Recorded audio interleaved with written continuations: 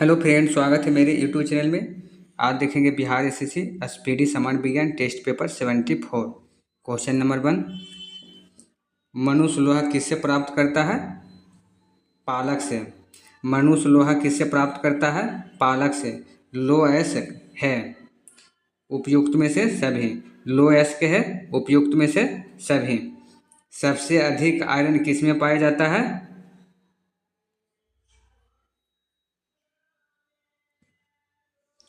हरी पत्तेदार सब्जियां में सबसे अधिक आयरन किस में पाया जाता है? हरी पत्तेदार सब्जियां में।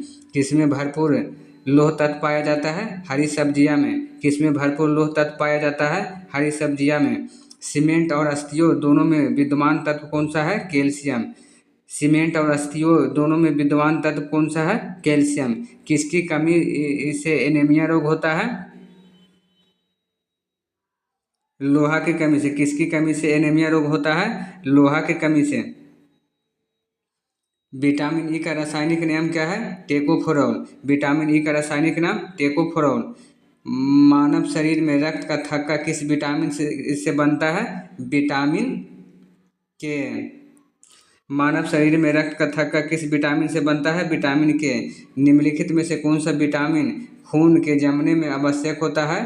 विटामिन के। निम्नलिखित में से कौन सी विटामिन खून के जमने में आवश्यक होता है? विटामिन के। पालक के पत्तों में किसकी मात्रा में सबसे अधिक होती है? आयरन की मात्रा।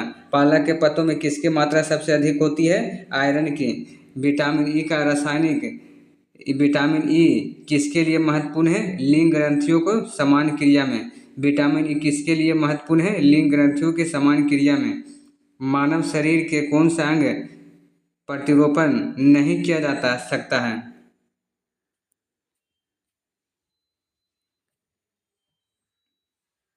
मस्तिष्क। मानव शरीर के कौन सा अंग का प्रतिरोपण नहीं किया जा सकता है? मस्तिष्क।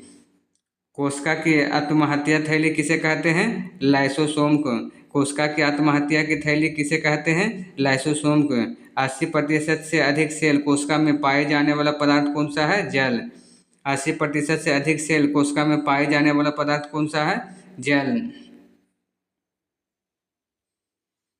किसकी उपस्थिति के कारण किसी पादप कोशिकाओं में पशु कोशिका में अंतर होती है? कोशिका भित्ति में। किसकी उपस्थिति के कारण किसी पादप कोशिका और पशु कोशिका में अंतर पाया जाता है? कोशिका भित्ति में। ग्वाल्जी काय का प्रमुख कार्य क्या है? स्रवी। ग्वाल्जी काय का प्रमुख कार्य क्या है? स्रवी। निम्नलिखित में से कौन सा कोशिकायांग डीएनए रखता है? माइटोकॉन्ड्रिया। निम्नलिखित में से कौन सा कोशिकांग डीएनए रखता है? माइटोकॉन्ड्रिया। प्रोग्राम्ड सेल डेथ का कोशिकाएं एवं आणविक नियंत्रण क्या कहलाता है? एजिंग। प्रोग्राम्ड सेल डेथ का कोशिकाएं एवं आणविक नियंत्रण क्या कहलाता है? एजिंग। प्रोग्राम्ड सेल डेथ का कोशिकाएं एवं आणविक नियंत्रण क्या कहलाता है? एजिंग। इलेक्ट्रॉन सूक्ष्मदर्शी की खोज किसने की थी? लॉन्ग तथा रुस्का ने। इलेक्ट्रॉन सूक्ष्मदर्शी के आविष्कार किसने किया था? नॉन तथा रस्का ने। मृदापन अपरदन को रोका जा सकता है वनों को उगाने द्वारा। मृदा अपरदन को रोका जा सकता है वनों को उगाने द्वारा। बाढ़ को रोका जा सकता है नदियों में बांध बनाकर व वृक्षारोपण करके। बाढ़ को रोका जा सकता है नदियों पर बांध बनाकर वृक्षारोपण करके। मैंग्रोव वनस्पति पाई जाती है सुंदरवन में। मैंग्रोव वनस्पति पाई जाती है सुंदर वन में।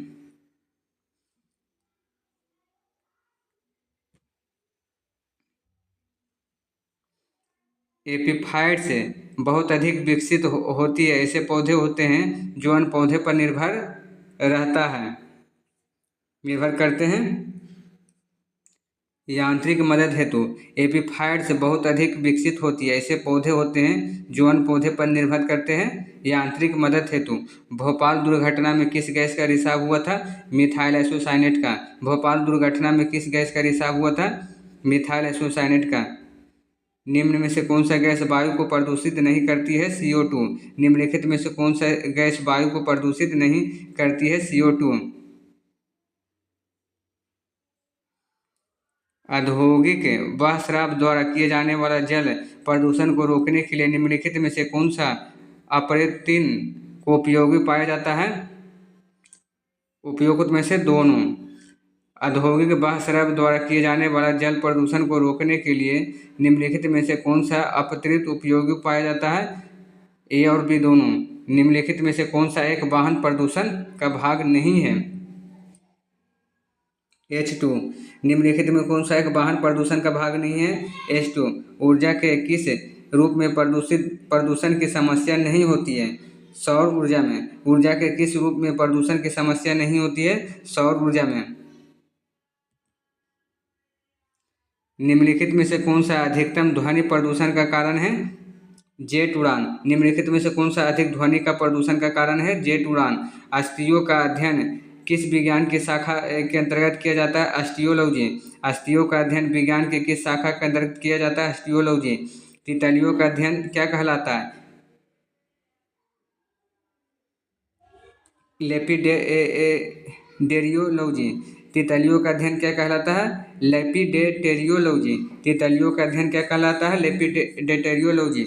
हेलो फ्रेंड, ऐसी वीडियो देखने के लिए हमारे चैनल को सब्सक्राइब, लाइक और करें। मिलते हैं नेक्स्ट वीडियो के साथ। धन्यवाद।